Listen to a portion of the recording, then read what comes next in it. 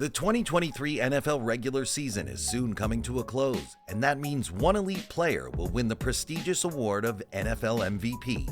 This year, the decision is especially tough, particularly because two of the top four candidates currently favored to win the award play for the same team. This situation is almost like voting for a presidential candidate when an independent candidate runs. The independent candidate can suck up the votes for one of the candidates, essentially weakening the odds for a potential favorite to win. The two players who are on the same team and are in the mix to win the NFL MVP award are San Francisco 49ers quarterback Brock Purdy and 49ers running back Christian McCaffrey. Both players are having outstanding seasons and are in the top four odds-wise to win the MVP award, but playing on the same team, votes are likely to cancel themselves out, opening the door for other players to win. This is what happens when you have a roster that is so stacked like the 49ers do. But will being on the same team actually doom both candidates from winning the award by itself? Well, that's not the only reason neither may win the MVP. The 49ers just lost a game at home to the AFC's best team, the Baltimore Ravens, propelling Ravens quarterback Lamar Jackson into first place in the current NFL MVP odds. At the time of this video, the top four MVP candidates currently are Ravens quarterback Lamar Jackson at -184, who is now the heavy favorite, 49ers running back Christian McCaffrey at +425, Dolphins quarterback Tua Tagovailoa +1000, and 49ers quarterback Brock Purdy +1200.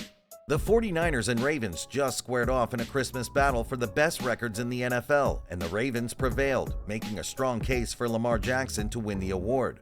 Both the 49ers and Ravens will be in the playoffs and have a chance to compete for a Super Bowl title. However, the postseason does not matter in terms of NFL MVP voting because the MVP award is voted upon by a panel of 50 sports writers at the end of the regular season before the playoffs.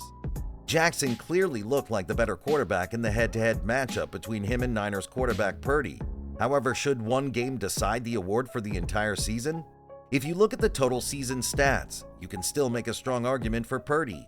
Jackson's stats are barely top 5 in any passing category, and his running touchdowns are almost gone because he hands off to Ravens running back Gus Edwards so often, who's been scoring a lot of touchdowns for the team, instead of Jackson running the ball in the end zone as he usually does. Over the last 10 seasons, all of the NFL MVPs have been quarterbacks. That's a crazy stat. In fact, the last non-quarterback to win the award was back in 2012 with Adrian Peterson of the Minnesota Vikings.